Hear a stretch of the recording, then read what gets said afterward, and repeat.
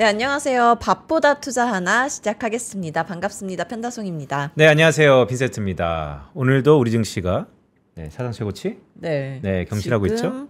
3,880선 넘었습니다. 네, 3,900포인트가 눈앞에 있는데요. 아시는 것처럼 어제부터 우리 밥보다 투자하나가 일주일 동안 우리 증시의 사상 최고치를 기념해서 계속해서 또 심도 있게 우리 장을 살펴보고 있는데요.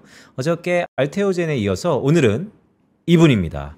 강남 파이낸스 WM 부센터장 이종원 센터장 모십니다. 안녕하세요. 네, 안녕하십니까, 이종원입니다. 오늘 완전히 가을 남자입니다. 네, 갑자기 이제 날씨가 확 쌀쌀해지면서 날씨가 좋아져서 그래서 좀 입어봤습니다. 저희 오늘 톤을 맞춘 것처럼 그러네요. 그래요? 브라운 톤이네요. 톤의 매너가 맞네요. 브라운 톤이네. 브라운 아이즈. 네, 좋습니다. 네. 네, 그럼 먼저 시장 흐름부터 짚어보겠습니다. 연일 사상 최고치를 경신을 하고 있는데요. 이런 시장 흐름 어떻게 해석하시나요? 시장 이렇게 강한 시장을 정말 오랜만에 또 보는 것 같습니다. 거의 팬데믹 이후로 이제 2021년도에 굉장히 강한 상승을 보여줬을 때 그보다 좀 더 강한 시장으로 좀 보여지고 있고요. 제가 좀 뭐 두세 달 전에 나왔을 때 한 3,200선에서 나왔을 때 올해 한 3,800까지는 갈 수 있지 않을까라고 생각을 했었는데 그때 말씀도 드렸던 걸로 기억하고 근데 3,800이 넘었습니다. 그러니까요. 네, 굉장히 이제 강한 시장을 보여주고 있는데 여기서 얼마나 더 갈 것인가에 대한 고민은 이제부터는 해봐야 될 거라고 저는 생각을 하고 있고요. 벌써요? 좀 나중에 하면 안 돼요? 지금부터는 생각을 해봐야 된다고 저는 개인적으로 저는 판단을 하고 있습니다. 뭐 시장이 매일매일 지금 올라갈 수는 없잖아요. 물론 지금은 매일매일 올라가고 있습니다. 하루 이틀만 지나도 100포인트씩 올라가고 있어요. 3,600에서 3,700 가는데 이틀도 걸렸고요. 지금도 이틀 걸려서 또 3,800을 돌파했고 이 정도 기세면은 내일이면 또 3,900을 돌파하겠죠. 그러면 이번 주 안에 4,000을 찍을 가능성도 충분히 있어 보입니다. 그렇게 되면 앞자리가 4자를 보고 난 이후에 사람들의 심리가 과연 어떨 것인가에 대해서는 그때 가봐서 생각을 다시 한번 또 해봐야 되겠지만 굉장히 이제 빠르게 올라왔기 때문에 그리고 이번 주에 주간 상승률도 상당히 높을 것으로 예상이 되고 있기 때문에 그리고 지난 2021년도에 제가 지난번에 말씀드렸던 대로 이 주간 상승률이 10%까지 나왔었어요. 코스피가. 이번 주에 그 정도까지 나올 수 있지 않을까도 조심스럽게는 예상을 하고 있는데 지금 같은 그 기세가 이어진다면 그렇게 된다면은 주간 상승률이 10%까지 나온다? 매일매일 올랐다?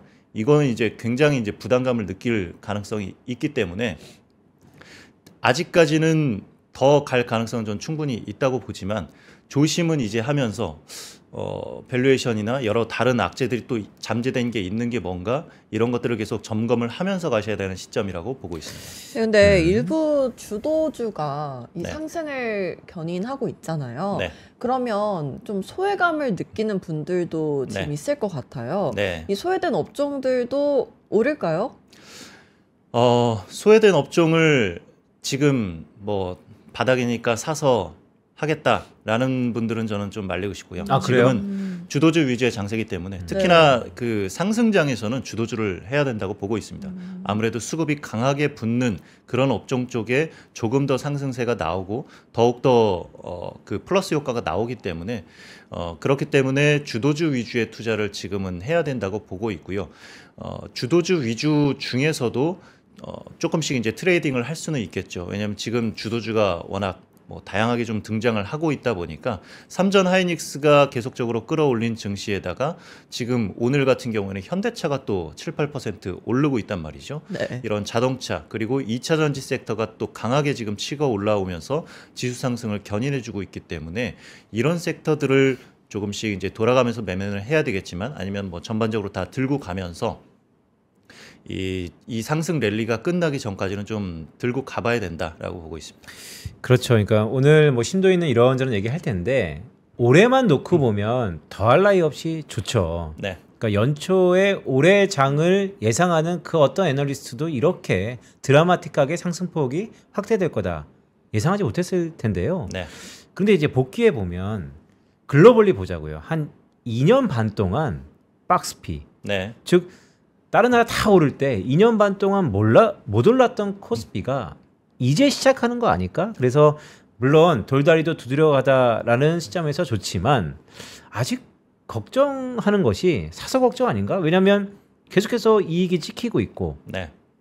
연기금이 또 이번 달 들어서 다시 순매수로 전환했거든요. 네. 연기금 같은 경우는 한 번 사면 또 중장기적인 흐름이 자금들이잖아요. 네.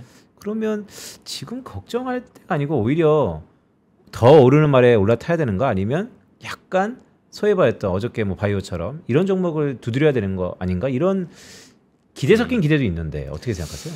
일단 연기금이 뭐 순매수로 다시 돌아섰다. 이거는 사실 수급의 한계성은 좀 있을 것 같습니다.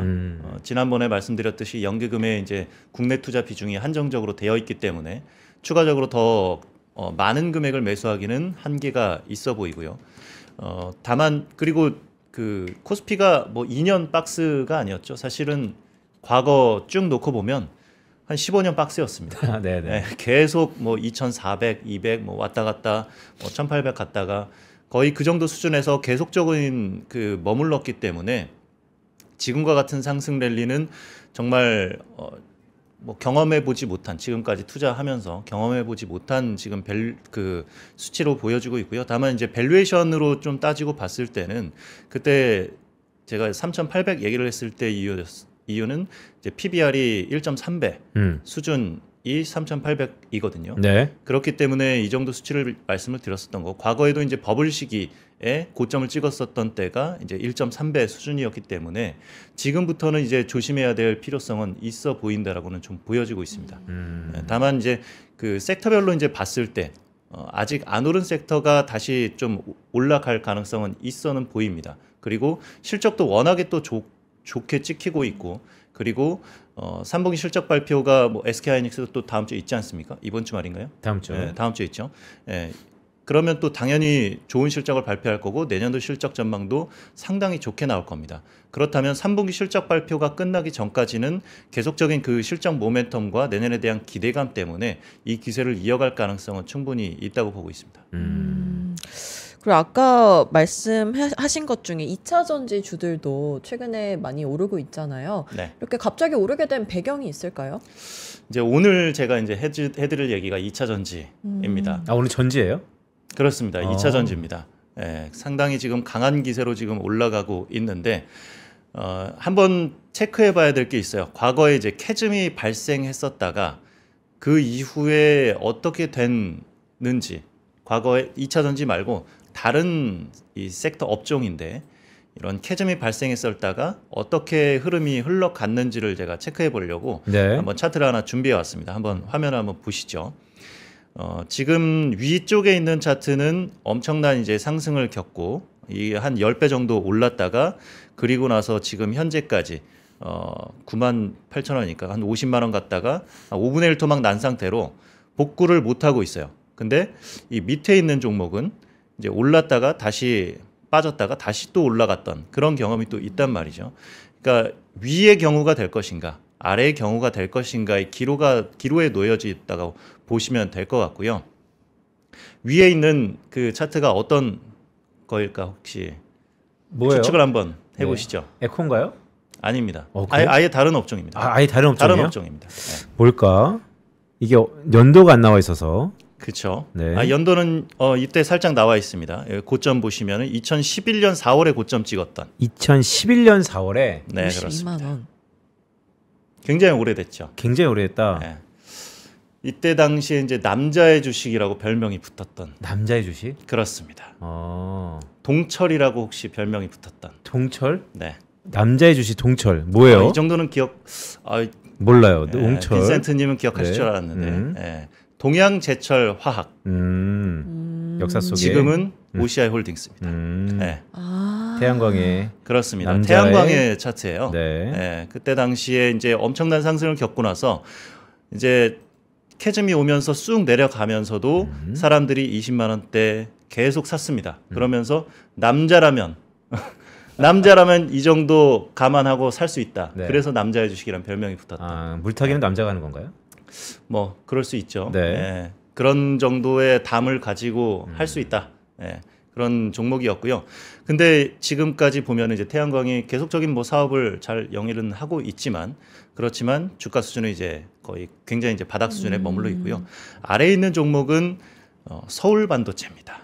서울 반도체. 과거에 이제 LED가 확산이 됐을 때, 지금 뭐 다 LED를 쓰고 있지만 과거에는 뭐 백열등, 뭐 형광등 이런 걸 많이 썼으니까 너무 이제 연식이 드러나나요? 아니요, 괜찮아요. 네. 네.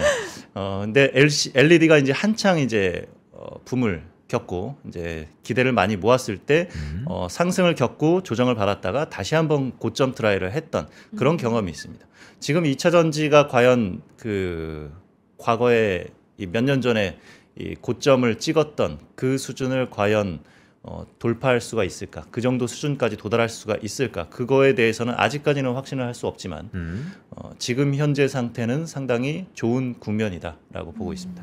그 왼쪽에 보면 OCI의 그 초반에, 그러니까 2008년부터 2011년까지의 그 랠리를 뽑아낼 때, 그러니까 전고점을 넘어서면 무너지더라도 한 번 더 크게 시세를 낸다라는 것인데 최근에 차트들이 대부분 이렇지 않아요? 전고점을 한번 트라이하는 차트들이 꽤 있는 것 같은데.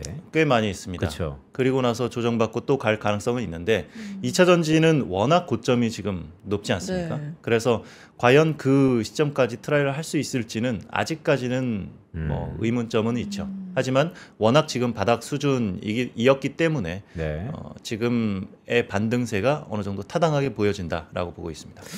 그러니까 OCI까지 얘기를 했으면 오늘 엄청나게 바닥을 기었다가 이제 고개를 드는 어느 종목 아니면 업종을 갖고 오신 것 같은데 어떤 업종입니까? 어떤 종목입니까? LNF를 일단 가져왔고요. 일단 업종 얘기를 조금 더 이제 진행을 좀 해보겠습니다. 미국의 이 시장 점유율을 좀 볼 텐데요. 전기차 시장 점유율 추이를 볼 텐데 왼쪽에 보시면 최근에 25년 들어서 4월까지 조정을 받다가 그러다가 7월까지 해서 점유율이 쑥 올라갔습니다. 전체 자동차 판매 대수 중에서 전기차 판매 비중이 12%까지 올라간 모습을 볼 수가 있겠고요. 그러니까 상당히 가파르게 지금 올라가고 있다. 그리고 독일 같은 경우를 보면은 이때 당시에 2022년, 2023년 이때 당시에 상당한 상승세를 보였다가 내려왔다가 그리고 점진적인 상승세를 보인 게 있습니다. 요걸 들고 나온 이유가 이제 힌트를 찾으라고 들고 나왔는데 이 상승세 원인은 전기차 보조금 폐지가 있었어요. 폐지를 앞두고 나서 이제 수요가 미리 폭증을 했던 거죠. 이 기간이 지나면 전기차 보조금을 못 받을 수 있으니까. 그런데 그 일이 똑같이 지금 미국에서 벌어지고 있습니다. 9월 30일부로 인해서 전기차 보조금이 폐지가 됐습니다. 근데 지금 이게 7월이니까 8, 9월 해서 조금 더 올라갔겠죠. 상당한 이제 상승세를 보인 이후에 다시 내려가긴 할 겁니다. 그렇지만 7, 8, 9가 상당히 좋았다는 점을 기억을 하시면 좋을 것 같고요. 7, 8, 9는 우리 이제 3분기죠. 그리고 테슬라 실적 발표는 내일 모레 있습니다. 이 정도 참고를 하시면 되겠습니다. 그리고 요즘 ESS 시장이 좋아졌다라는 말이 많이 나오고 있는데 그렇습니다. 이 시장 어때요? 사실 전기차 시장의 연간 성장보다도 ESS 시장의 연간 성장률이 조금 더 이제 높게 나올 가능성이 있습니다. 자료를 한번 보시겠는데 이거는 이제 2024년 말에 나왔던 자료였는데 이제 데이터 센터용 ESS 마켓이 커질 것이다라는 내용인데 연간으로 해서 7.7%가 성장을 할 예정이고 2024년에 2빌리언이었던 게 빌리언 달러였던 게 2034년에 4빌리언 달러가 될 것이다라는 내용의 이제 예측치입니다. 그런데 보시게 되면 1월부터 9월까지 이제 누적 자료를 좀 보시겠습니다. ESS 배터리 이제 미국의 신규 설치량인데 보시게 되면 연간으로 해서 그러니까 1월부터 9월까지 해서 15%가 성장을 했습니다. 그리고 다른 유럽과 중국 지역에서도 그 20%, 30%대의 성장세를 보여줬고요. 그렇게 해서 글로벌리하게는 38%의 성장세를 지금 보여주고 있는 상황이고요. 그렇기 때문에 연간 7%가 아니라 그거보다 2배가량의 지금 성장세가 예상했던 것보다 더 빠르게 지금 나타나고 있다라는 라고 보시면 될 것 같고, 그리고 약간 이제 특이한 거는 윈드 플러스 솔라로 연계된 ESS가 성장세가 상당히 좋다라는 것을 확인해 볼 수가 있겠습니다. 그러니까 이제 풍력 태양광학은 약간의 괴리가 있겠지만 ESS 그러면 또 테슬라도 하기 때문에 네. 앞에 모두에 말씀드렸던 전기차의 보조금 바로 직전에 7, 8, 9 3분기의 실적이 이번 주잖아요. 이번 주 목요일에 컨퍼런스 콜에서 테슬라 실적에 대한 기대감을 주시면서 ESS에도 당시 바라봤던 것보다 실적이 좋다. 네. 테슬라 실적이 좋다라는 걸 간접적으로 말씀해 주시는 건가요? 그럴 가능성이 저는 있다고 보여지고 있고요. 충분히. 그리고 지금 미국에 ESS의 대표적인 업체가 있습니다. 플런스 에너지라고 있는데 차트를 하나 가져 나왔습니다. 이 종목이 4월부터 지금 현재까지 해서 몇 배인가요? 이게 3불에서 18불까지 올랐으니까 6배가량 올랐습니다. 이 지수는 코스피인데요? 뭐 거의 그 정도로 그러니까 보여지죠. 똑같네, 지금. 네. 네. 흐름이 그 정도로 보여지는데 주가의 상승률이 엄청나게 나왔다는 점, 이 점 체크를 하시면은 ESS 시장이 지금 얼마나 미국에서 핫하게 움직이고 있는지에 대해서 확인할 수가 있을 겁니다. 조금 더 보시면은 이제 이 소재 쪽, 그러니까 알버말이죠. 알버말을 주가를 보면은 지금 35불에서 한 90불까지 올랐습니다. 이것도 이제 2배 이상, 3배 가까이 이제 오른 상황이고요. 아 근데 센서님, 이 알버말은 이거 시기를 길게 보면 거의 10분의 1 토막 아니에요 지금? 맞습니다. 이 종목도 엄청나게 이제 바닥에서 돌아서서 올라가고 있는 그런 상황이고요. 이제 소재 가격이 사실 많이 올라가지 않고 있어요. 아직까지는. 근데 기대감은 이미 좀 많이 앞서가고 있는 상황으로 좀 보여지고 있고요. 지금 이제 뭐 소재 가격 차트를 좀 제가 보여드리겠습니다. 리튬 그리고 니켈 가격 차트인데 니켈 가격이 2022년도에 이게 톤당 4만 불이었다가 지금 현재 15,000불 가량입니다. 굉장히 이제 많은 하락을 겪었고, 그리고 리튬 가격도 지금 이 정도의 하락세를 보인 이후에 거의 꿈틀도 안 하는 것처럼 지금 보여지고 있어요. 아직까지는 소재 가격이 올라가지 않고 있다. 그러니까 워낙에 이제 공급이 많다 보니까 가격 상승은 아직 한계가 있다라고 좀 보여지고 있고요. 이거는 최근 올해 차트입니다. 올해를 보시게 되면은 니켈 가격은 그대로인데 리튬 가격이 올라가는 것을 좀 볼 수가 있겠어요. 이때 리튬 가격이 튀었을 때가 우리나라 그 8월이었던 걸로 기억하는데 그때 당사에 이제 김현수 연구원이 2차 전지가 이제 바닥을 찍은 것 같다. 말씀을 해주셨을 때가 이때 수준이었어요. 5만 원, 6만 원 이때 수준이었죠. 그리고 나서 지금 이 정도의 상승세를 보이고 있는 건데 이 가격적인 측면에서 아직까지는 지금 바닥권에 있지만 원자재 이제 조금 더 이제 그 멀리 보고 이제 내년에 이제 ES의 성장세를 보게 되면은 이제 가격도 좀 꿈틀할 수 있겠다라고 보고 있습니다. 그런데 뭐 김현수 애널 얘기가 나왔으니까 그때 컨비션 콜이었죠. 결국 바닥은 다졌습니다. 하지만 그렇다고 과거처럼 상승폭이 클지는 약간의 의문이 있다라는 말씀을 주셨는데 지금도 마찬가지인가요? 그러니까 헌터가 보셨을 때 어떻습니까? 그러니까 바닥을 다진 건 알겠어요. 또 SK하이닉스와 삼성전자의 주도주 속에서 포모 아닌 포모가 지금 팽배한 상황에서 오르는 말에 올라타는 것도 많지만 비싸졌으니 이럴 거였으면 자연적으로 올라갈 가능성이 높은 뭐 소외됐다는 표현이 그렇지만 제약바이오 2차 전지 계속해서 노크를 하고 있는데 그런 의미에서 오늘 2차 전지 갖고 오셨잖아요. 그럼 지금은 편하게 살 수 있는 구간입니까? 아니면 기대를 갖고 살 수 있는 구간입니까? 기대를 가지고 살 수 있는 구간이라고 좀 보여지는데 편하게 살 수 있는 구간은 좀 지났죠. 5만 원대였어야 사실은 그때 샀어야 좀 편하게 살 수 있는 구간이었다고 보여지는데 다만 ESS의 미국 성장이 얼마나 빠르게 나오고 있고 그리고 ESS의 그 미국 점유율이 그 이제 중국 비중이 굉장히 높게 나오고 있습니다. 근데 그 중국 비중을 이제 줄여 나가는 시점이 돼가고 있어요. 우리가 에너지 점유율 빼줄 수 있어요? 그렇습니다. 에너지 안보 차원에서 지금 미국이 이제 중국을 제외하고 있잖아요. 근데 그것을 어느 나라가 대체를 할 것인가를 봤을 때 국내 업체들밖에 없다고 보고 있습니다. 일단 자료를 한번 보시면서 말씀을 좀 드리겠는데 일단 전 세계 ESS 마켓에서 중국이 차지하는 비중이 90%입니다. 그리고 중국 관세로 인해서 남한이 이게 기회를 얻을 것인가라는 기사가 나왔었죠. 4월에 이미 나왔던 기사고요. 네. 전 세계에서 중국이 차지하는 비중이 90%고 미국 내에서 차지하는 비중이 80에서 75에서 80% 이 정도 수준입니다.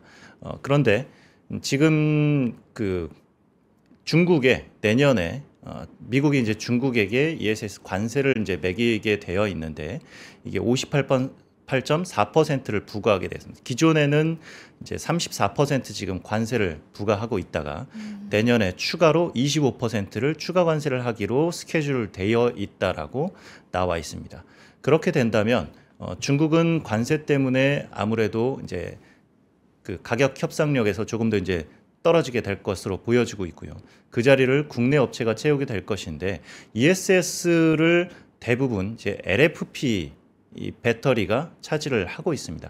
그런데 아직까지는 우리나라 업체들이 대부분 NCM 계열의 하이니켈 배터리를 중점적으로 하고 있고 LFP 배터리를 거의 하고 있지 않기 때문에 지금 아직까지는 ESS 쪽에서 이 점유율이 높지 않았습니다. 하지만 지금 본격적으로 우리나라 업체들이 LFP ESS를 지금 본격적으로 생산을 하기 시작한 국면이기 때문에 내년에는 좀 더 그 가속도가 붙어서 나갈 것이다라고 보고 있습니다. 에너지 안보와 미중 패권 경제 속에서 반사익을 받는 한국. 네. 근데 이 스킴이 사실 2, 3년 전에 한번 있었잖아요. 네. 근데 다시 온다? 이제는 진짜 온다라고 좀 보여지고 있고요. 여기에 이제 한국 업체들이 조금 더 좋은 게 네. 중국은 관세를 받고 우리는 세액공제를 받습니다. 네. 이게 이제 AMPC, 그러니까 이게 첨단 산업 세액공제죠. 여기에 이제 보게 되면 기사를 제가 한번 보여드리겠습니다. 이걸로 인해서 작년에 그러니까 1분기네요. LG 에너지 솔루션이 4,577억 원을 지원을 받았습니다. 근데 원래는 830억 원을 사실은 적자였어요. 근데 4,577억 원을 지원을 받아서 흑자였습니다. 그리고 삼성 SDI 같은 경우도 지금 4,341억 원을 적자를 봤었는데 그중에 1,994억 원은 이 AMPC 세액공제를 받았던 겁니다.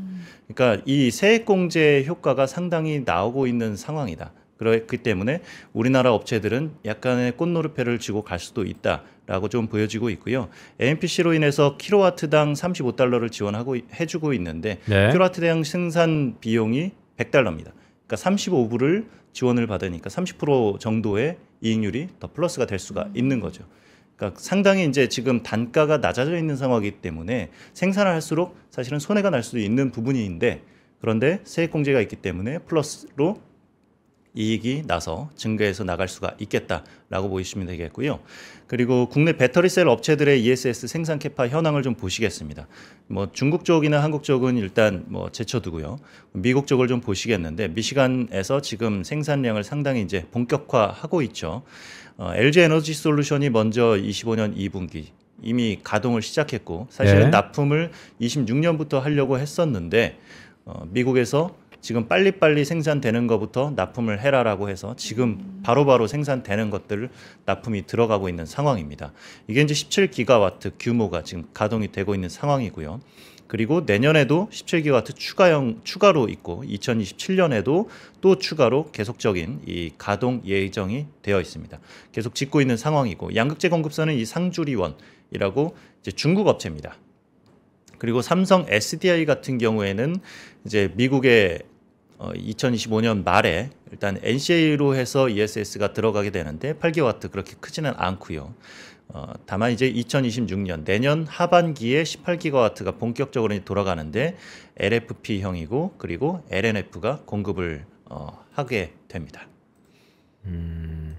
전반적으로 보조금 플러스 계속해서 캐파도 늘어나고 있고 네. 그 수혜를 아까 딱 집어주셨는데 LG 엔솔과 삼성 SDI가 기회가 될 수 있고 네. 그것의 지금 주가 현황은 어떻습니까? 많이 반영했다? 아니면 일부 반영하고 있다? 뭐 일부 반영하고 있다고 보여지는데 네. 내년에 ESS 성장이 얼마나 더 나올 수 있고 얼마나 중국 거를 빼앗을 수 있느냐에 따라서 조금 달라질 것 같긴 합니다. 그렇지만 지금 현재 주가 반영이 좀 되고 있지만 내년의 성장세가 좀 더 높이 나온다면 주가는 추가적으로 더 성장할 가능성은 충분히 있어 보이고요. 그리고 중국의 이 소재들을 이제 제외한다는 얘기들을 이제 계속적으로 하고 있기 때문에 네. 만약에 미국 내에 생산하더라도 네. 소재가 중국이면 제외를 하겠다라고 할 수도 있어요. 만약에 그렇게 된다면 LG엔솔보다는 삼성 SDI가 조금 더 좋아질 수가 있겠고요. 삼성 SDI는 좀 더 내재화가 돼 있는 겁니까? LNF에서 이제 양극재를 받기 때문이죠. 네. 국내에서 이 이제 LFP 소재의 양극재를 생산하는 업체가 거의 없습니다. 있더라도 아주 소규모였고요. 근데 LNF가 지금 대구에 공장을 지금 짓고 있고 그 공장이 내년 하반기에 가동이 본격화될 거고 그 물량들이 미국에 있는 삼성 SDI로 들어갈 겁니다. 그렇게 해서 이제 지금 스케줄링이 나오고 있는 상황인데 지금 LNF가 굉장히 바쁩니다. 왜 바쁘냐면 올해 4월에 미트라캠이라는 미국 회사에 투자를 했거든요. 네. 1,000억 불 투자를 했습니다. 그 미트라캠이라는 회사가 미국 내에서 LFP 그 양극재를 만들겠다고 최초로 자기네들이 미국 내에서 생산을 하겠다고 한 미국 업체입니다.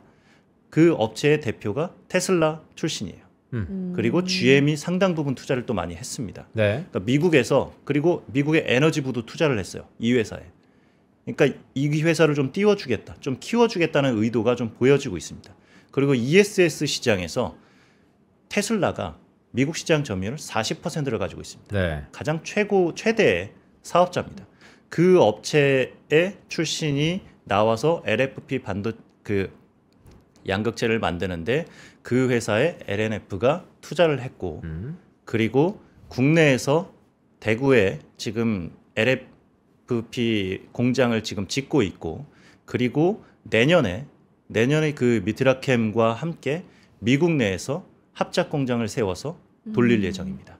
근데 이 LFP 배터리가 에너지 밀도가 좀 낮지 않나요? 그렇습니다. 근데 왜 ESS에 이 LFP 배터리를 사용하는 거죠?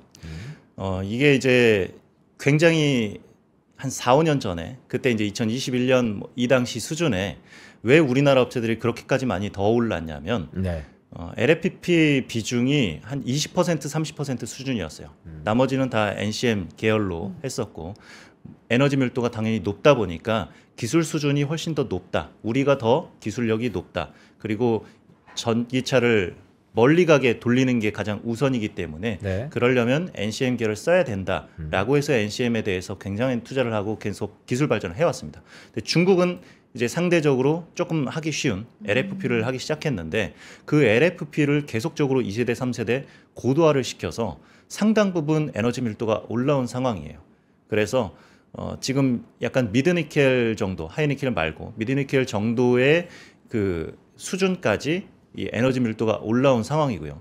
대신해서 LFP는 이제 원자재 가격이 또 싸기 때문에 희귀금속이 들어가지 않죠. 그렇기 때문에 저렴하게 만들 수가 있고 네.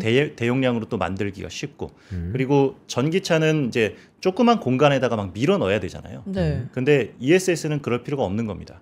이제 특히나 지금 상황에서 ESS가 가장 또 각광받고 있는 것이 바로 데이터 센터용이죠.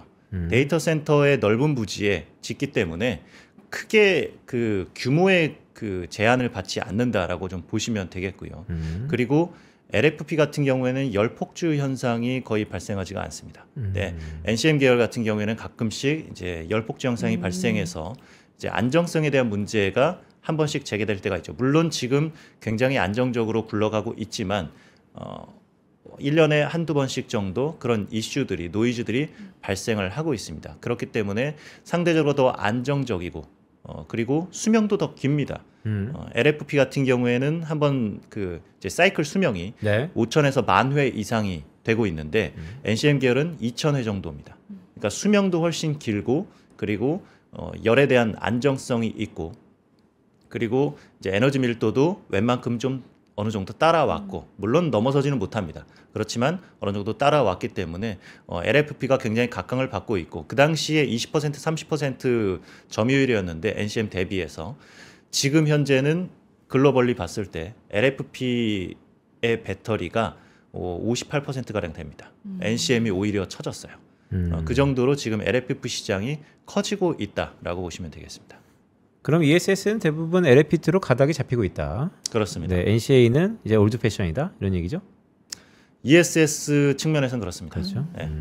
그러면 관련해서 아까 부각받을 수 있는 굳이 업종 종목을 꼽자면 네, 어디가 LNF를 네. 꼽고 있는데 LNF가 아까 말씀드렸듯이 그 미트라캠과 네. 함께 지금 합작 공장을 세워서 하려고 하고 있고 그리고 지금 LFP 공장을 내년 하반기에 준공 예정입니다. 자료를 좀 보시겠는데 지금 대구 산단에서 차세대 공정을 지금 투자를 하고 있죠. LFP 배터리 양극재를 지금 투자를 이제 공격적으로 하려고 예상을 지금 계획이 잡혀 있고 한 6만 평 규모에다가 대규모로 지금 짓고 있는 상황입니다. 네. 지금 이제 LNF를 좀 일단 들고 나왔으니까 저는 항상 이제 누가 이 회사를 운영하는가를 보죠. 네. 보면은 이 범 GS가입니다. 네. 허시네요. 네, 허시죠.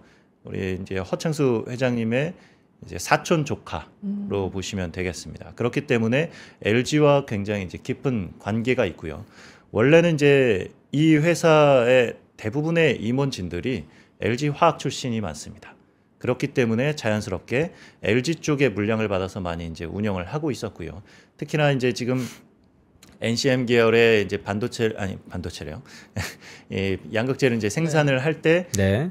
대부분의 이제 물량들이 한 80%는 이제 LG 엔솔 쪽으로 가고 20% 정도가 삼성 SDI 쪽으로 갔었습니다.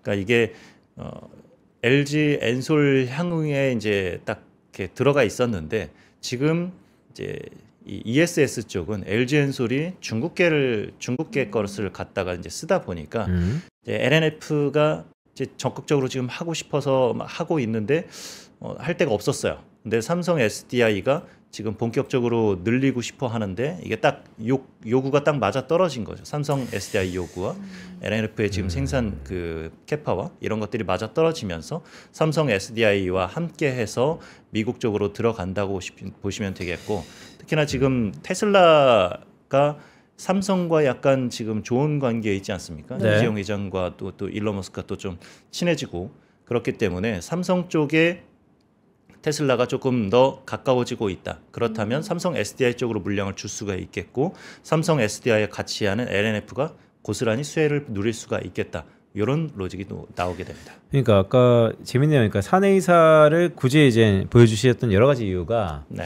그냥 정황상 네. LG와 GS가 예전만 못하다 하더라도 네. 당연히 LG 엔솔로 갈 가능성이 높아 보이는데 그렇습니다. 실상은 또 정반대. 네.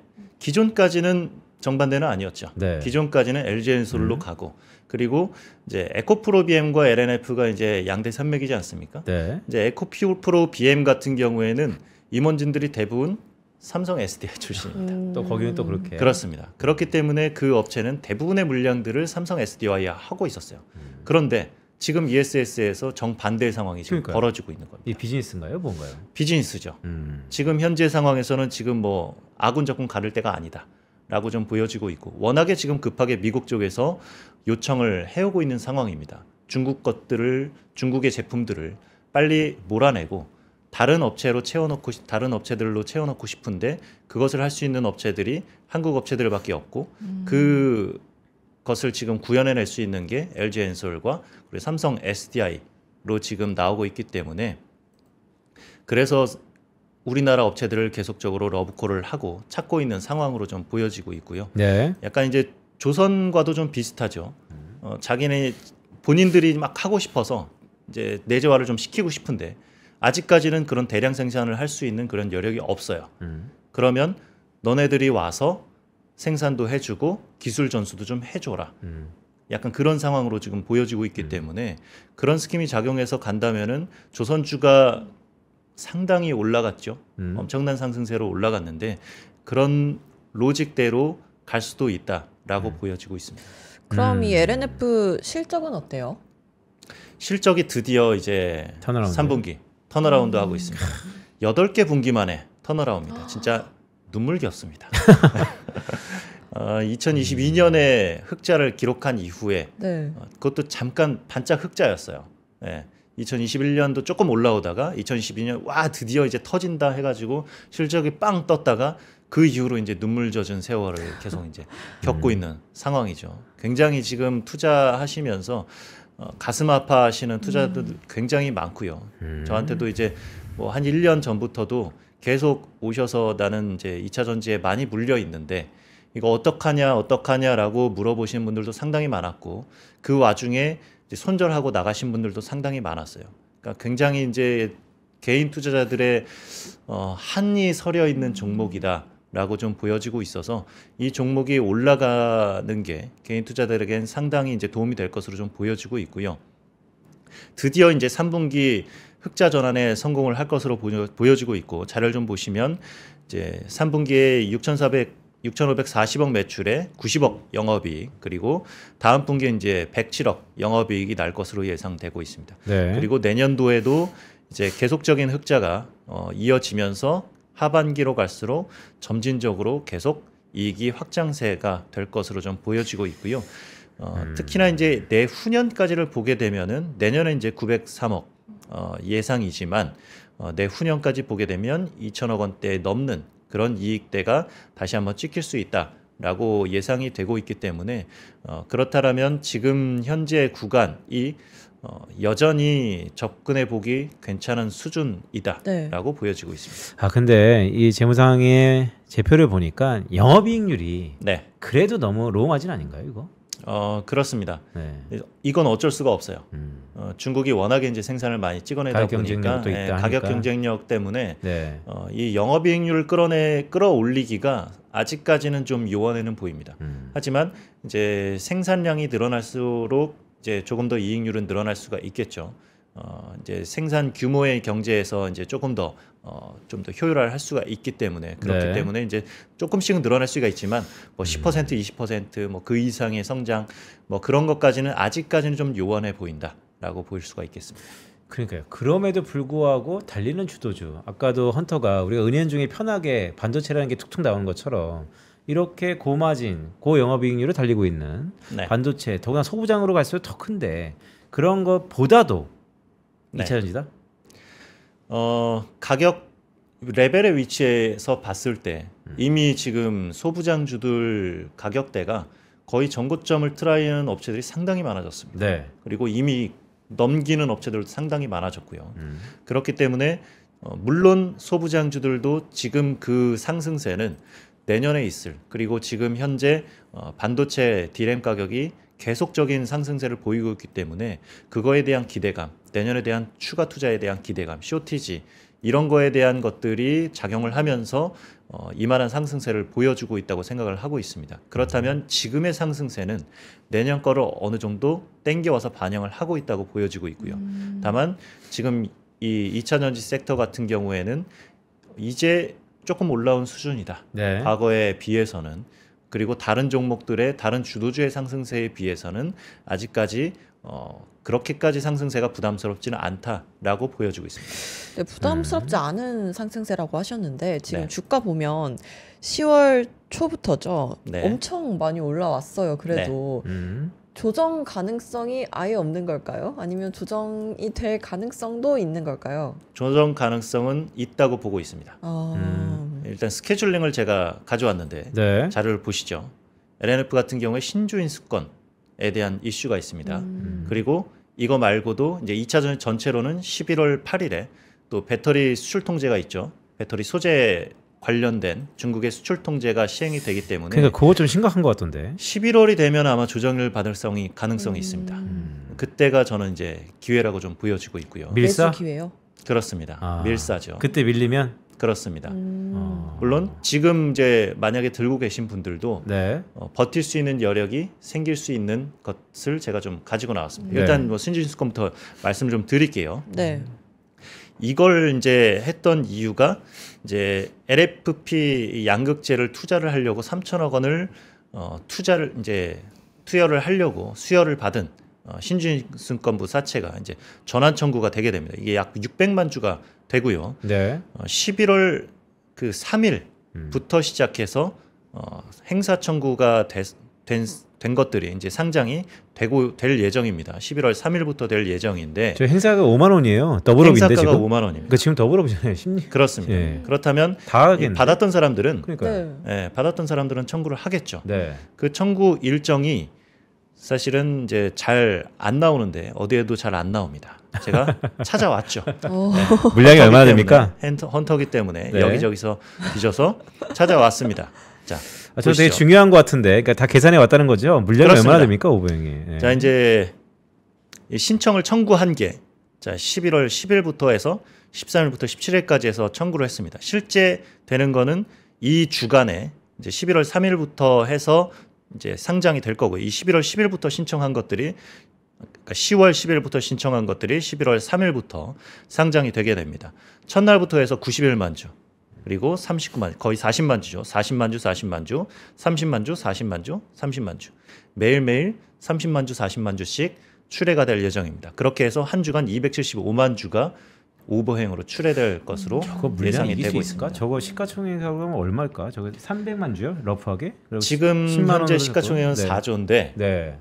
하루의 거래량이 네. 지금 200만 주씩 터지고 있습니다. 그렇다면 충분히 소화할 가능성은 있다. 근데 심리적으로 이 미국이죠. 중국의 이 수출 통제와 겹치게 되면 심리적으로 밀릴 수 있겠죠. 그러면서 수출 통계가 11월 1일?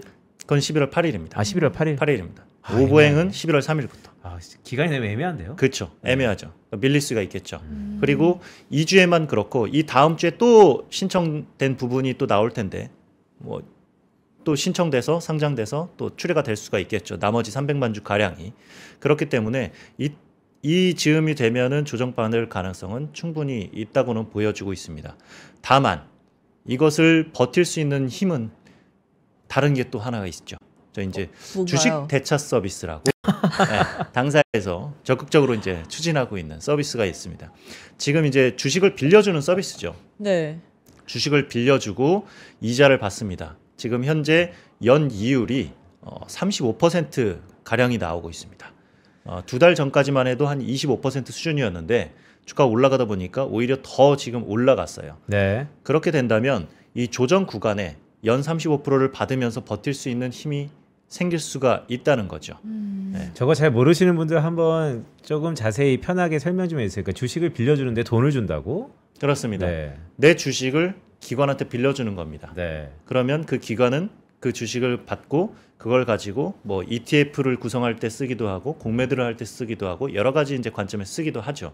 그러면서 주식을 빌려 갈 테니 너에게 이자를 주겠어라는 건데 이 대차 서비스를 신청을 하게 되면 이제 그 대부분 이제 대형주 위주로만 이제 대차가 되게 되고요. 네. 뭐 삼성전자, 하이닉스 이런 종목군들은 이자를 거의 안 줍니다. 대형주니까. 네, 그렇습니다. 물량도 안정적이고 많으니까. 물량도 많고 네. 하기 때문에 거의 안 주는데 뭐 해봤자 뭐 1% 뭐 내외나 그보다 못할 수도 있어요.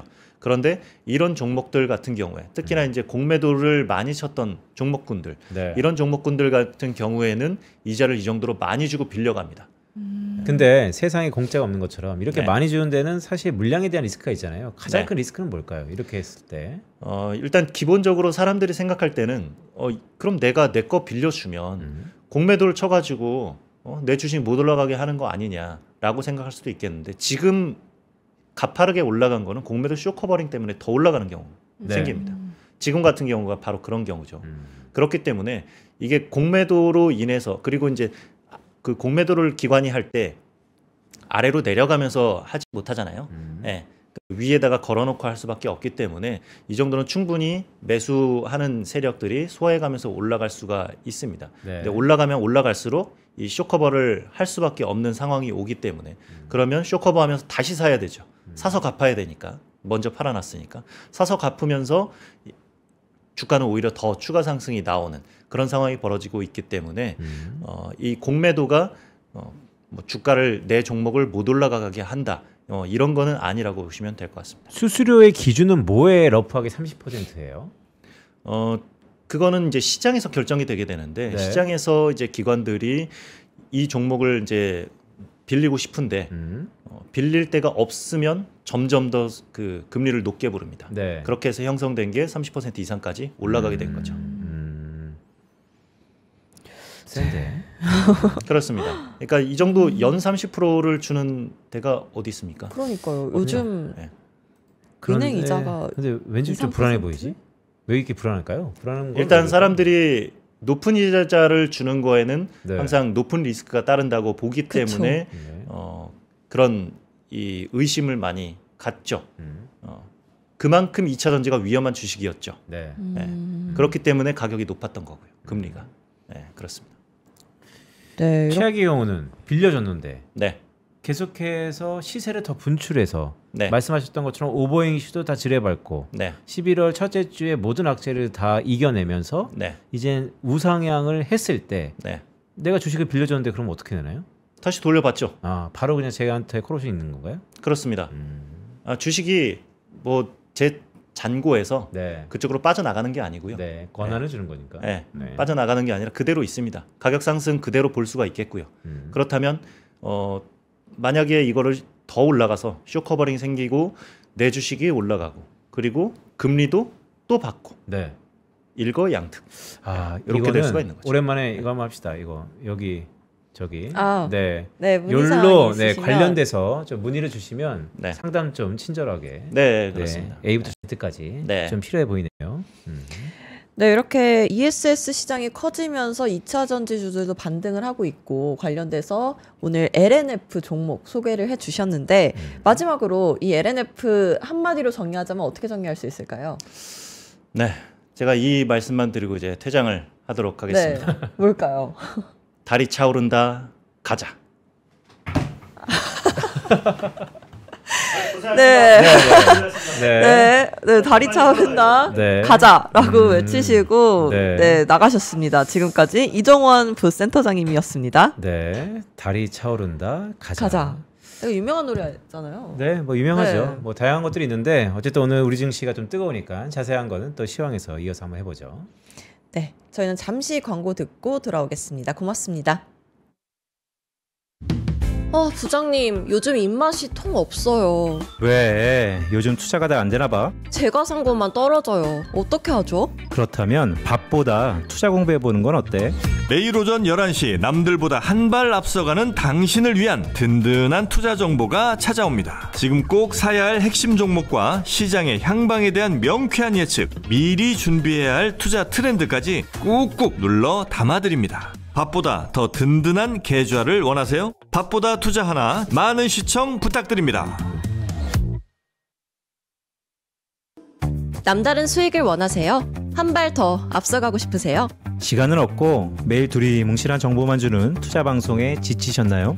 점심시간 딱 1시간만 더 투자해보시는 건 어떠세요? 진짜 돈 되는 정보, 진짜 투자하는 사람들의 이야기를 들려드립니다.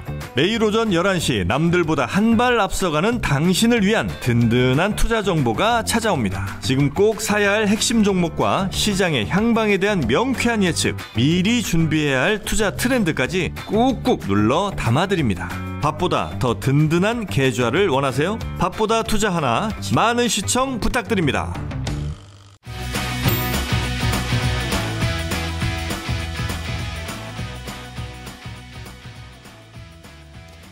네, 마켓 이슈 하나하나 시간입니다. 지금 시장의 흐름 어떤지 이종석 PB와 함께 알아보겠습니다. 어서 오세요. 어서 오세요. 네, 안녕하십니까. 네, 지금 코스피 코스닥 1%, 0.5%씩 상승을 하고 있는데 네, 지금 시장 어떤가요? 일단 시장 장 초반에 조금 상승했다가 지금 10시 15분 전후로 해서 좀 상승폭 조금 되돌리고 있는 모습입니다. 아무래도 이제 중국에서 이제 환율 관련된 발표도 있었고요. 그다음에 그 LPR이라고 해서 중국 인민은행에서 환율 고시가 있었는데 동결하면서 이제 좀 유동성이 좀 덜 풀리는 것 아닌가라는 부분에 있어서 조금 되돌림이 있었던 것 같습니다. 그리고 해외 증시 같은 경우에 좀 보시면 니케이 같은 경우에는 오전장을 49,930선에 가깝게 해서 마무리했습니다. 그리고 항생 대만도도 마찬가지로 1%에서 2%가량 상승하면서 마감했고요. 전반적으로 증시가 아시아 증시 전반이 좀 좋은 흐름에 지금 보이고 있습니다.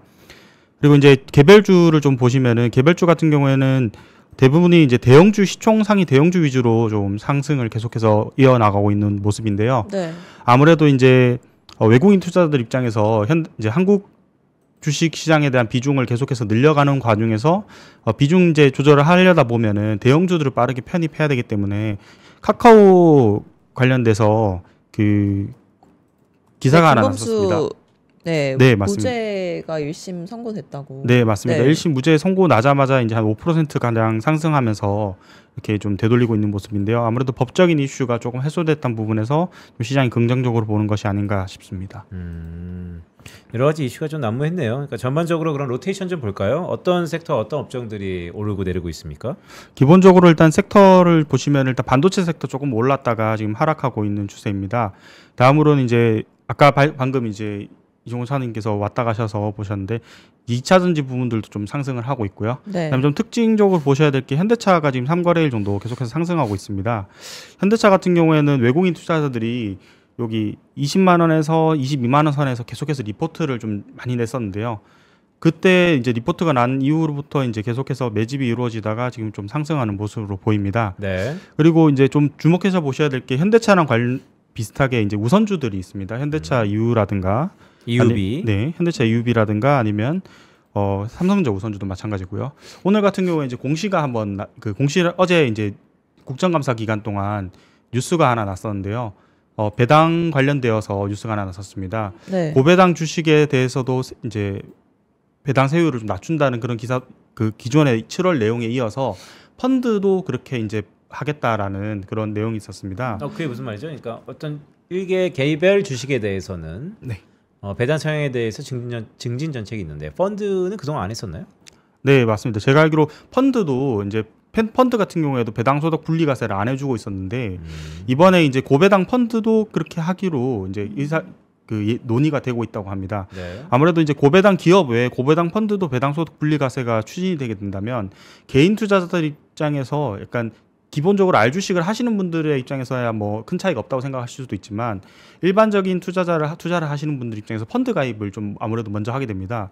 그런 부분에서 봤을 때 고배당 펀드도 배당 소득 분리과세가 된다면 배당 성향이 아주 높은 주식들로 이루어진 펀드들이 좀 많이 팔릴 가능성이 크고요. 그 부분에 있어서 현대차나 현대차 EUB나 이런 종목들이 어떻게 보면 패시브 자금이 들어올 가능성도 좀 있다고 봐야 될 것 같습니다. 그렇기 때문에 기관 투자자나 외국인 투자자의 큰 돈을 굴린 입장에서 가격이 크게 빠질 가능성보다 오를 가능성이 높고 받쳐주는 매주해주는 그런 주체들이 많다 보니까 안정적인 수익을 낼 가능성이 높고 거기에다 배당 수익률까지 더해지게 된다면 지금 사실 사기에 사실 부담스러운 가격대가 아니기 때문에 좀 많은 수급이 계속해서 들어올 것으로 그렇게 저는 생각하고 있습니다. 네, 아무래도 요즘에는 DIY 시대이기 때문에 펀드를 가입하는 것이 예전만큼 못하는데 기본적으로 정책적 드라이브를 거치면서 펀드에 대한 자금 유입에 대한 기대가 좀 있는 것 같고 말씀을 쭉 들어보니까 퇴직연금 계좌에서의 펀드가 많이 하다 보니까 이 고배당의 배당 성향은 또 퇴직연금 시장에서의 패시브 자금의 우호적일 수 있다는 생각 좀 드네요.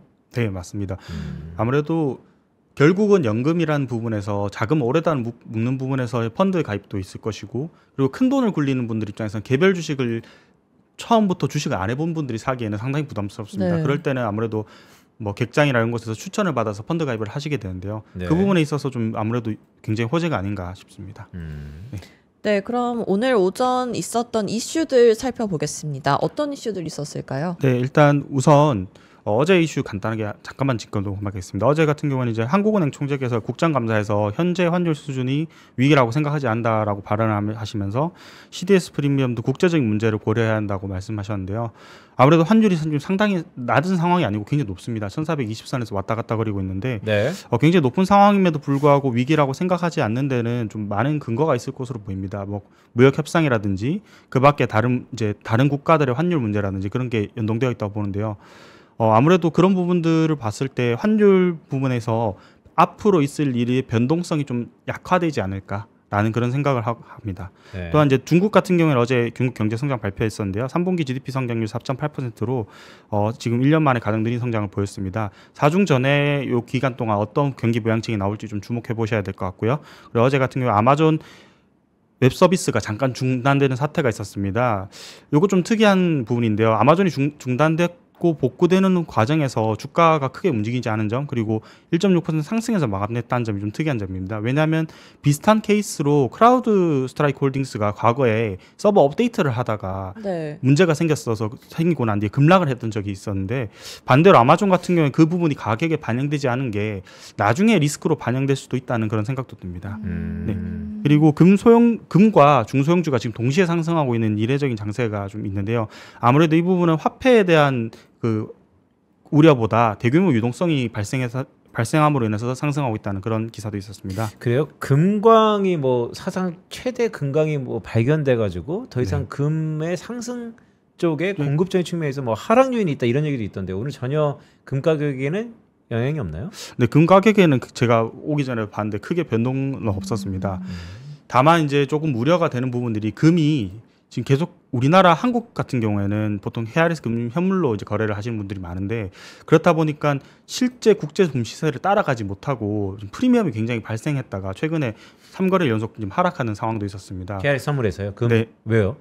아무래도 이제 국제 금 시세가 따라오는 속도보다 한국인 투자들이 매수가 너무 많다 보니 그냥 말 그대로 이제 차익 거래가 그러니까 프리미엄이 발생을 한 것이죠. 네. 그래서 거의 한 하루, 제가 전날 며칠 전 봤을 때 하루에 5% 정도 급락하는 날도 있었고요. 그래서 한국 투자를 하시는 분들은 금 같은 경우에는 현물이기 때문에, 특히 KRX 금은 현물이기 때문에 해외 금 시세랑 비교를 하셔서 스프레드가 얼마나 벌어진지를 보시고 적정한 가격에서 매수를 하신다면 매수를 하시는 게 좋지 않을까 싶습니다. 아니, 그렇다면 금 사고 싶은 사람이 뭐 다양한 방법이 있잖아요. 뭐 금괴를 사는 사람도 있고. 그렇죠. 근데 보통 우리가 금융 상품화 시켜서 사라고 하니까. 근데 이종섭 PB 말씀하셨던 것처럼 지금은 뭐 김치 프리미엄까지는 아니지만 한국 금에 대한 프리미엄이 높아서 지금 당장 사면 손해다. 그래서 해외 시세랑 비교하면서 기다려라. 기다리지 말고 해외에서 살 수 있는 방법이 있습니까? 아무래도 해외에서 사시는 방법도 있습니다. 뭐 해외 ETF로 상장되어 있는 금이라든지 뭐 그런 네. 것들을 사시면 되는데요. 그 부분 같은 경우에는 이제 아무래도 양도 소득이 발생하기도 하고, 그리고 금 같은 경우에 원자재 같은 경우에도 다른 부분의 세금도 있습니다. 그렇기 때문에 세금 부분 때문에 그렇게 구매를 하시는 것보다 국내에서 현물금 사시는 게 아무래도 이득이 세금 없는 걸로. 네, 세금이 없는. 근데 원자재는 세금이 또 따로 있어요? 뭐가 있어요? 제가 자세하게는 제 기억이 나지 않는데 있긴 있어요? 네, 있긴 있는 걸 하고 있습니다. 몰랐네. 네. 그 밖에 이제 기사들 쭉 보시면요, 이제 배달관 케빈 해시 국제경제위원장이 이제 셧다운이 이번 주에 종료될 가능성이 크다고 언급했습니다. 그 부분이 좀 이제 어제 증시에 반영되기도 했고요. 그다음에 트럼프 같은 경우는 히토류 공급망 다각화를 위해서 호주와 4.2조 공동투자를 발표했습니다. 그 밖에 다른 기사들은 보시면 이제 비은행 금융기관, 지난주에 제가 한번 언급드렸었는데요. 은행 노출도가 4.9조 달러 정도로 대출 잔액이 한 9% 정도 된다고 합니다. 아무래도 이 부분에 있어서 비은행 금융기관이라 하면 뭐 다양한 금융기관들이 있겠지만 사모펀드나 뭐 보험사나 뭐 이런 회사들의 대출들이 평가금이 실시간으로 좀 반영되지 않고 분기마다 반영되거나 연마다 반영되기 때문에 그 부분에 있어서의 조금 그 평가가 반영되는 시점에 대규모 손실이 발생하게 된다면 증시에 큰 영향을 미칠 것으로 그렇게 생각하고 있습니다. 네. 알겠습니다. 네, 최근에 보니까 또 하나 눈에 들어왔던 기사 뉴스플로우가 있었는데, 이제 바야흐로 이번 주에 핫 이슈였던 테슬라 실적인데, 테슬라 실적은 글쎄 아까 이종원 헌터가 얘기하는 것처럼 뭐 좋다라는 건데 컨센서스가 어느 정도 나와 있는 건가요? 제가 그 이틀 뒤에 사실은 테슬라 실적 발표가 있어서 네. 그 자료는 제가 아직 준비를 하지 못했습니다. 네. 대신에 이제 다른 워낙 유명한 회사들이 오늘 저녁부터 내일까지 발표가 예정되어 있기 때문에 제가 다른 회사들 좀 많이 준비해 왔었는데요. 오늘 저녁부터 보시면은 로키드 마틴, 그다음에 코카콜라, 필립 모리스, 그다음에 레이시온, 그다음에 제너럴 일렉트릭, 제너럴 모터스, 3M 등 되게 다양한 산업재와 이제 소비재 회사들의 실적 발표가 있습니다. 약간 이런 실적 발표를 보실 때는 회사 자체가 이제 실적이 잘 나왔다 못 나왔다를 보시기보다 회사에서 실제로 소비재 같은 경우에는 소비 동향이 어떠한지, 어떤 소비층이 이루어지고 있는지, 소비가 얼마나 늘어난지를 좀 집중적으로 보시고 어닝콜들을 통해서 현재 시장 동향이 시장이 생각하는 것과 같은 방향으로 가는지를 한번 보시는 게 좋을 것 같습니다. 네, 그럼 오후장 투자 전략을 한마디로 정리하자면 어떻게 정리할 수 있을까요? 한마디로 정리를 말씀드리면 갈 길이 멀다. 어떤 갈 길이 먼 거죠? 네. 지수가 갈 길이 멀다. 아직 더 갈 거다. 여전히 갈 것 같습니다. 근데 이럴 때 약간의 리스크 요인을 좀 점검하자라는 시각도 있는데 네. 이종석 PB가 이게 보았을 때는 여전히 갈 길이 멀다? 갈 길이 멉니다. 하지만 이제 리스크 요인이라고 하면 굳이 말씀드리면 아까 말씀드렸던 비은행 금융기관에 대한 네. 부분 그리고 이런 소비재 실적 발표에 따라서 실제 소비 상황이 너무나 악화되지 않는지 그런 동향 체크해 가시면서 갈 길 따라가시면 될 것 같습니다. 알겠습니다. 오늘 이종석 PB와 함께했습니다. 고맙습니다. 네, 감사합니다. 갈 길이 멀다는데 자 왔습니다. 오랜만에. 요즘 제 주변에서 야 도대체 편다송 아나운서는 SK하이닉스를 어떻게 이렇게 매집한 거야? 이런 얘기 있는데 아닙니다. 저 네. 말고도 많은 분들이 갖고 제 계실 주변에는 텐데. 이런 네. 큰 수익률을 보시는 분이 없는 것 같은데 어쨌든 뭐 오늘도 좋겠어요. 갈 길이 멀죠. 네, 갈 길이 멀다고 합니다. 자, 저희 이벤트 여전히 ING죠? 네, 저희 이벤트 진행하고 있는데요.